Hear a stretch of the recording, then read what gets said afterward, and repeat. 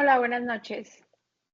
Hoy voy a explicar de manera breve los aspectos más importantes del texto, la argumentación jurídica y la necesidad de su aplicación en el derecho mexicano, escrito por Carlos Alberto Macedonio Hernández. Este texto nos muestra cómo el derecho, más allá de ser solo un conjunto de normas, es una práctica social, política y cultural, y que por esto necesita fundamentarse con razones y argumentos, no solo con leyes.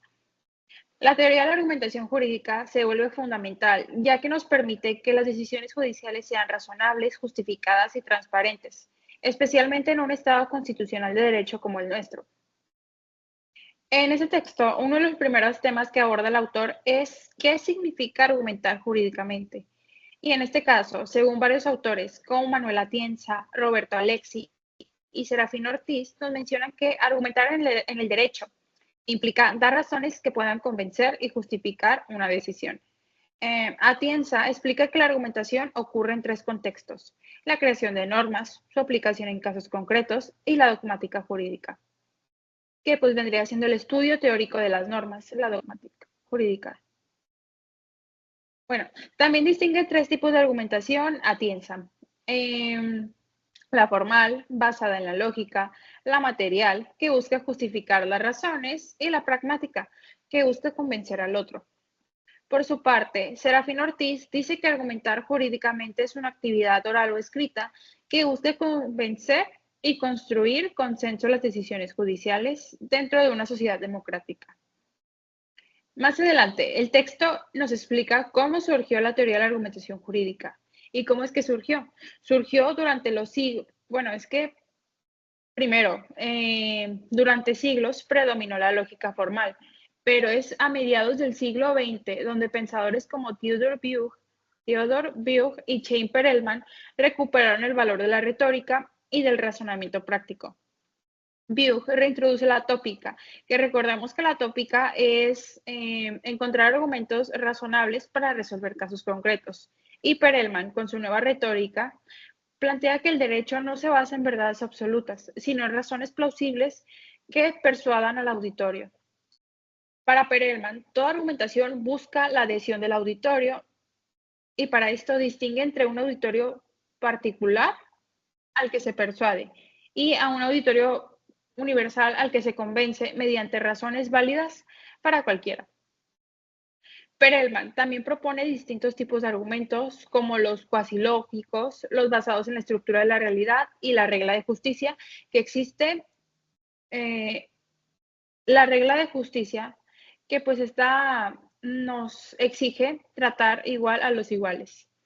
Después, el texto menciona otros autores que ampliaron esa teoría. Uno de ellos, pues, es Stephen Schulmin, que él, pues, creó un modelo práctico de argumentación que incluye elementos como la pretensión, las razones, la garantía y el respaldo.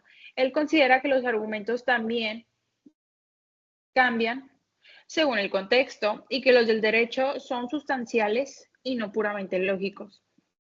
Neil McCormick, él por su parte, eh, desarrolla la llamada teoría estándar de la argumentación jurídica. Sostiene que los jueces justifican sus decisiones de dos maneras. La número uno, por deducción en los casos fáciles. Y la número dos, por coherencia y principios en los casos difíciles. Neil McCormick habla de una coherencia normativa que mantiene la unidad del sistema jurídico y también de una coherencia narrativa que da sentido a los hechos del caso. En pocas palabras, para él una buena decisión debe ser coherente, racional y justificable. Nuevamente aparece Robert Alexi en el texto, quien dice que la argumentación jurídica es un caso especial del discurso racional. Él distingue entre la justificación interna, que revisa si la decisión es lógica, y la justificación externa, que analiza si las premisas son correctas y válidas. Alexi también introduce la ponderación, que sirve para resolver conflictos entre principios, por ejemplo, entre libertad y seguridad, que es lo que pesa más. Esa es su famosa fórmula del peso, ya que pues ayuda a decidir cuál principio debe prevalecer según su importancia en el caso concreto. Y pues finalmente el autor de ese texto analiza las ideas de Serafín Ortiz sobre México. Él propone aplicar esa teoría en la práctica judicial mexicana, combinando tres métodos: el analítico, el dogmático y el hermenéutico. Además, también, pues él destaca tres reglas para una buena argumentación, que pues sería apoyarse en la ciencia del derecho, usar el precedente judicial o jurisprudencia y construir decisiones fundamentadas en la doctrina. Ortiz concluye que pues México necesita jueces creativos y valorativos, no solo técnicos, jueces que puedan decidir con base en razones, principios y justicia. Entonces, a modo de conclusión, este texto nos enseña que la teoría de la argumentación jurídica pues no solo mejora la forma en que se resuelven los casos, sino que fortalece la legitimidad del derecho. Entonces, aplicarla a nuestro país significa tener decisiones más razonadas, más humanas y más justas. Y pues al aplicarla, pues también nos está garantizando que el derecho sirva realmente como un instrumento de justicia y pues no solo de poder.